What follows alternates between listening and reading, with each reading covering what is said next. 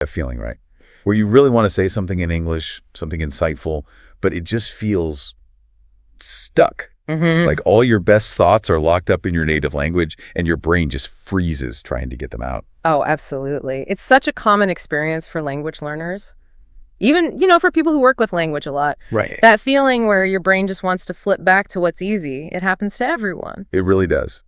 And that specific struggle, well, that's exactly why we're doing this deep dive for you. We've gone through the research, looked at why thinking in English feels so hard, and maybe more importantly, we've pulled out some really practical, actionable tips to help you make that switch. Yeah, we'll get into new words, some useful phrases, and hopefully give you some clear answers based on what we found. Okay, so let's dive in.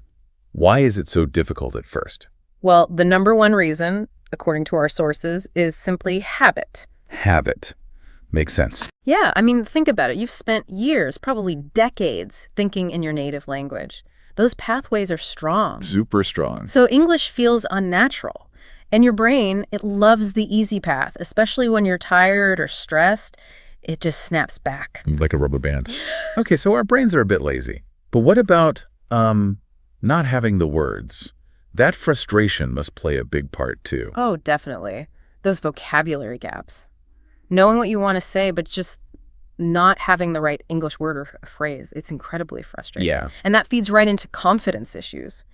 Big time. Ah, the confidence barrier. Exactly. So many learners get scared of making mistakes, scared of sounding awkward. What if I get it wrong? That kind of thing. Precisely. Or what if I can't find the word? And that fear can just paralyze you, make you stick to what's comfortable, or just stay quiet. But everyone feels that way sometimes, right? Absolutely everyone. It's a totally normal part of learning. You're definitely not alone in that. Okay, so there's habit, vocab gaps, confidence. And you mentioned this translation trap. Can you unpack that a bit? Is translating always bad? That's a really good question. Right. Look, for absolute beginners, some translation is almost unavoidable, right? You need to connect new words to concepts you already know. Okay. But the trap is getting stuck there. Thinking in your native language, then mentally translating word by word, then trying to put it in English order. Sounds exhausting. It is. It uses up so much mental energy. It makes conversations slow, stressful, and honestly, you often just lose track of what you wanted to say anyway. Right. Plus, direct translation, it rarely sounds natural. It often comes out sounding a bit off. Clunky. So the goal is to bypass that whole process. Exactly. To start thinking directly in English, and that's what we want to help you do. Okay, so how do we start breaking free? Where's an easy entry point? Our sources suggest starting really small, like super small. Okay. Just narrate your simple daily routines in your head, in English. Like what? Wake up, brush teeth, make coffee, go to work. Just simple phrases. Don't worry about perfect sentences, just the main idea. Get the brain used to those simple connections. Precisely. Another great technique is narrating your surroundings. Oh, like describing what you see. Yeah, exactly. Just internally. There's my desk, there's a window, computer, notebook, mug, or narrate your actions as you do them. Like, I'm typing now. Or I'm drinking water. Exactly. Putting on shoes, opening the door, washing dishes. It sounds almost too simple, but doing it consistently helps build those direct English links for objects and actions. I like that. And didn't the sources mention something fun, like a movie narrator trick? Yes. That one's great for making it less of a chore. How does it work? You just pretend you're narrating a movie about your own life. Okay. So maybe she walks into the kitchen, a sense of purpose in her step. She reaches for the coffee machine. Make it a bit dramatic. Have fun with it. Huh. I can see how that would make it more engaging. It does. And consistency is key. The more you do these little narration exercises, the more automatic thinking in English starts to feel. So narration helps build the habit. What about actually having the tools to think with? The words themselves? Right.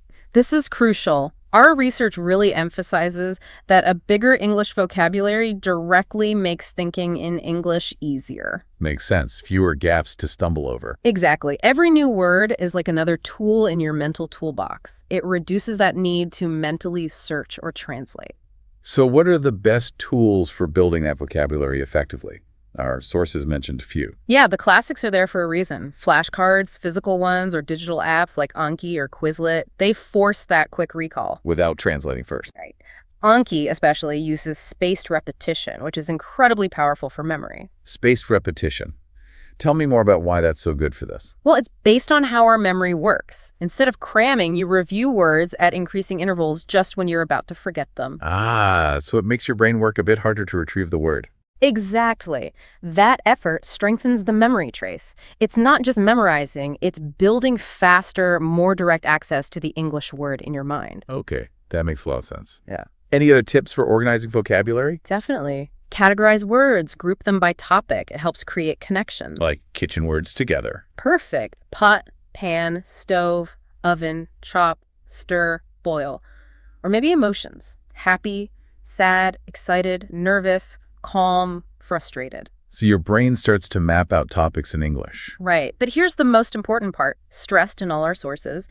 Don't just memorize the lists. You have to use them. You absolutely have to use them. Make sentences with them, even if you just say them to yourself. Write them down in a journal. Try to slip them into conversations.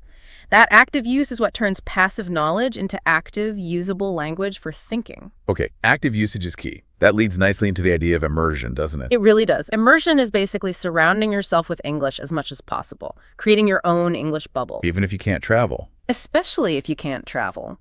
You can do so much right at home. Like what did the sources suggest? Well, lots of fun stuff. Listen to English music and sing along. That really helps with rhythm and pronunciation, too. Good one. Movies. Yep, watch movies or TV shows. Start with English subtitles if you need them. Then challenge yourself, try watching without them. Ooh, okay. What else? Change your phone language to English. Read stuff in English books, comics, news articles online, whatever you enjoy. And YouTube. Yes. Follow English-speaking creators on topics you already love. Cooking, gaming, tech, fashion, whatever you're into. That sounds like the key enjoyment. It absolutely is. If you're enjoying the content, you'll stick with it. You'll absorb the language almost without realizing it. It won't feel like studying. That makes immersion feel much less daunting. Mm. How quickly can you expect to see results from something like that? Well, here's a cool challenge based on the research. Pick one topic you really love. Just one. Maybe it's football, maybe it's gardening, maybe it's video games. For 1 week, try to only consume content about that topic in English. Read articles, watch videos, listen to podcasts, all in English. Just for a week. Just for a week. You'll likely be amazed at how much specific vocabulary you pick up and how your brain starts to automatically process information on that topic in English. It's a great way to experience that switching over feeling. That sounds like a really practical experiment. Yeah. Okay, so we're narrating, building vocabulary, immersing. What about actually talking to people? Essential. Absolutely essential. Practice with real humans is where it all comes together. That can be intimidating. It can, but there are tools. Apps like HelloTalk or Candom connect you with native speakers who often want to practice your language too. Oh, like a language exchange. Exactly. It's Yeah. a win-win. You can text, you can do voice chats. It's lower pressure than face-to-face sometimes. What about groups? Great option. Look for English clubs online or maybe locally. Practicing in a group, even short conversations, really builds confidence and helps you get over that fear of making mistakes. And gaming. You mentioned gaming earlier. Yeah.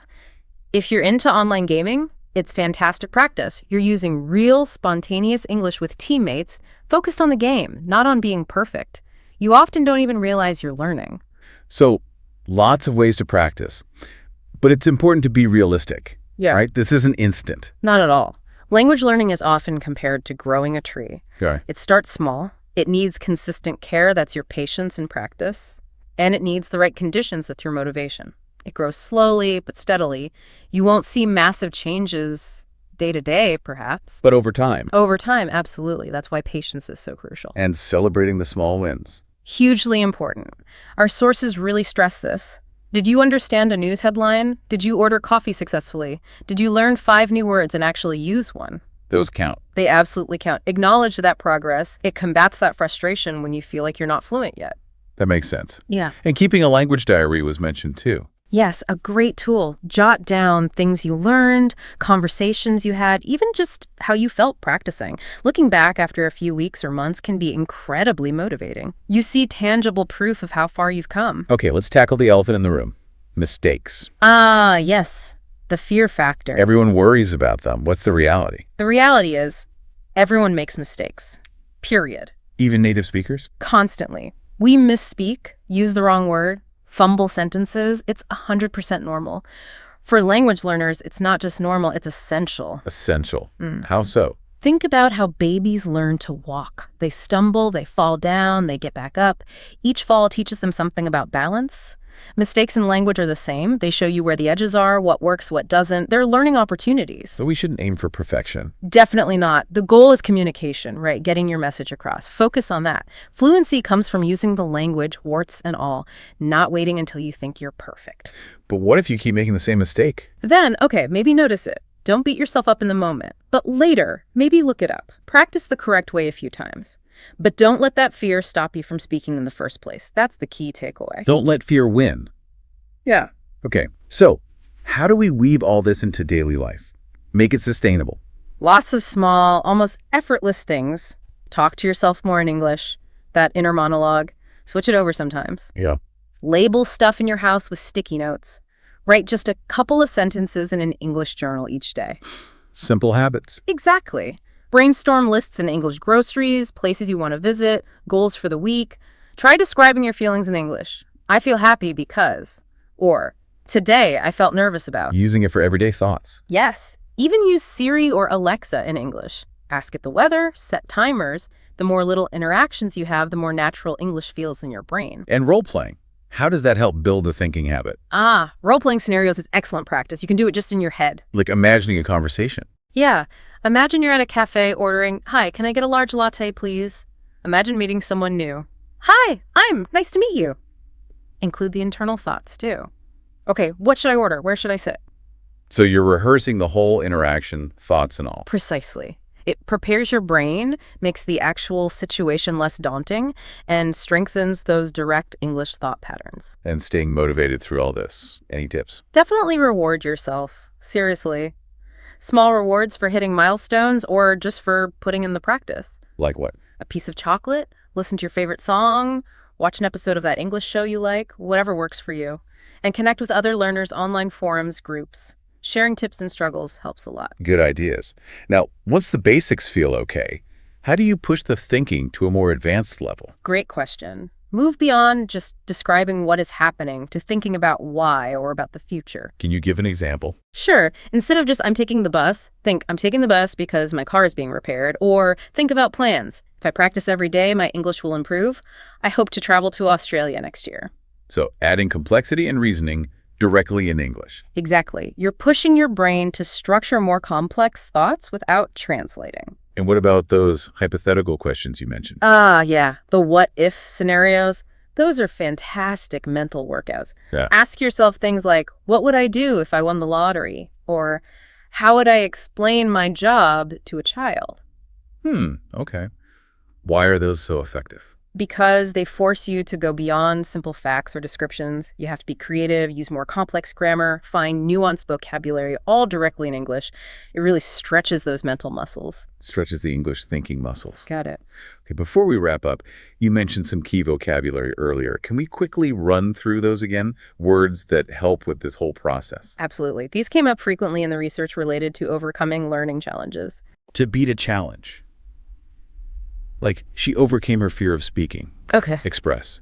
To show or communicate. He expressed his excitement. Believing in yourself. Practice gave her more confidence. To describe events, like our earlier tip, he narrated his day. Right. Benefit. A good effect. A benefit of immersion is faster learning. The text on screen. Using English subtitles can help. Born into a language. Yeah. He learned from a native speaker. Got it. Achievement. Something you're proud of. Finishing the book was an achievement. Able to wait calmly. Yeah. You need to be patient with yourself. Something nice for effort. She gave herself a reward for studying. Those are really useful words for framing the journey itself. Thanks.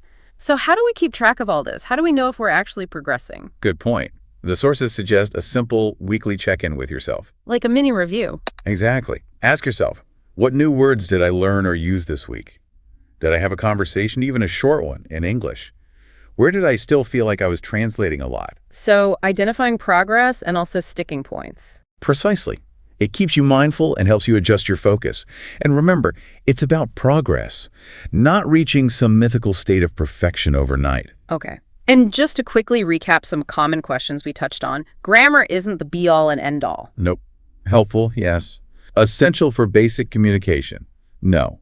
Focus on getting your meaning across. And just reading or listening isn't enough for thinking. It's crucial input, but you need output too. Speaking, writing, internal narration to really activate the language for thinking. And how long does it all take? The million-dollar question. It's different for everyone. Depends on your starting point, how much time you put in your methods, but with consistent daily practice. Most people see noticeable improvements in a few months, but it's a marathon, not a sprint. Okay. So the big takeaway here seems to be that shifting to thinking in English is really about building new habits. Absolutely. It's habit formation and finding ways to engage with English consistently and, crucially, enjoyably. And just by tuning into this deep dive, you, our listener, are already taking a step. You're thinking about the process. Exactly. You're already engaged. So be patient with yourself, be kind, and try to have fun with it. That's maybe the most important thing. And here's a final thought to leave you with, something that came up in our research.